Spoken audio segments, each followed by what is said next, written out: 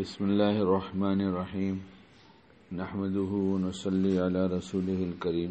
اما بعد۔ آج ایک نوجوان ملنے آیا، ابھی اس کی شادی بھی نہیں ہوئی ہے، 22 سال عمر ہے۔ اس نے مجھ سے کہا کہ میرے ایک دوست نے پوچھا کہ شادی کرنے کے بعد آدمی زنا سے کیسے بچ سکتا ہے، اس کا کیا مطلب ہے؟ تو اس نوجوان نے کہا کہ تو کہیں گھر سے باہر گیا ہے اور گھر سے کھانے کا ٹفن لے کر گیا، اور تجھ کو جب بھوک لگے گی تو ٹفن کا کھائے گا یا ہوٹل کا کھائے گا؟ تو اس نے کہا ٹفن کا، جو گھر سے لایا تھا وہی کھائے گا۔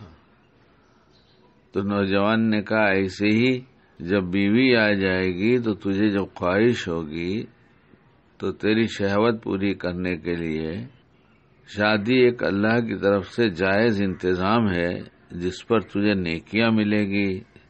شہوت غلط جگہ پوری کرنے سے بچ جائے گا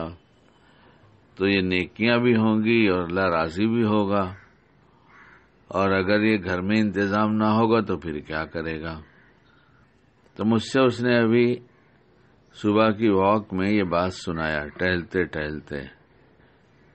تو مجھے یہ خیال ہوا، اور اللہ کی دی توفیق سے یہ نیت بار بار ہوتی ہے کہ ایسے نوجوان آتے ہیں جب دین کی نسبت پر،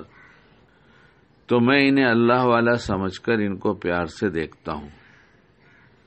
کہ اللہ کی نسبت پر اللہ والا آیا ہے اور نوجوان آیا ہے، صالح نوجوان کی بڑی قیمت ہے۔ تو میں انہیں غور سے پیار سے دیکھتا ہوں اور خوش ہوتا ہوں کہ پہلے قوت طاقت تھی تو اللہ والوں کے پاس جایا کرتا تھا،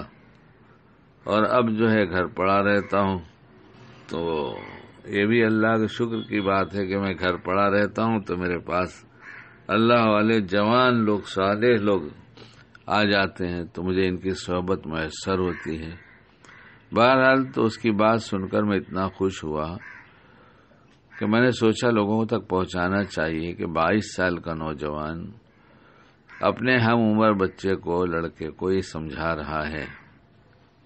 اس میں ایک دوسرا سبق یہ بھی تھا شکیل کے لیے کہ جب اللہ نے تم کو نیک بیوی دے دیا، تمہارے پاس جائز طریقے پہ اللہ نے تمہاری شہوت پوری کرنے کا انتظام کر دیا، تو تم باہر کی عورتوں کو نہ دیکھو، باہر کی عورتوں کو نہ گھورو، آنکھوں کے زنا سے بچے رہو۔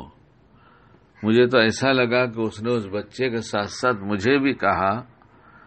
کہ تم اپنی آنکھوں کی حفاظت کرو، اس لیے کہ جب اللہ نے انتظام کر دیا جائز طریقے پہ تمہارے لیے تو تم کیوں ایسا کرتے ہو؟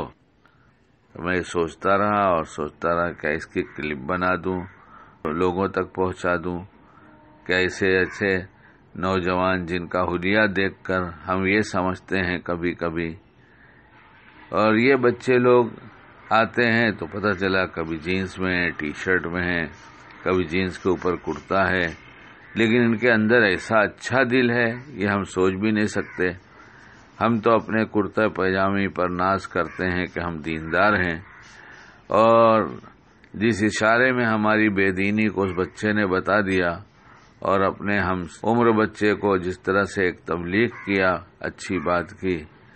مجھے تو بڑا اثر ہوا اس بات کا کہ کتنا اچھا بچہ ہے یہ۔ اور ایسے بہت سارے نوجوان آتے ہیں جن کا حلیہ تو الگ ہوتا ہے لیکن دل سے دیندار ہوتے ہیں۔ اللہ ہمارے باطن کو ایسا سنوار دے کہ ہمارا 2 روپ ایک روپ میں بدل جائے، ہم 2 رنگیں ہیں ایک رنگ میں بدل جائیں،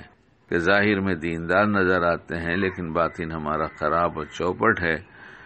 اور ہم تو لوگوں کی وجہ سے گناہ چھوڑتے ہیں، اور یہ نوجوان اللہ کی وجہ سے گناہ چھوڑتے ہیں۔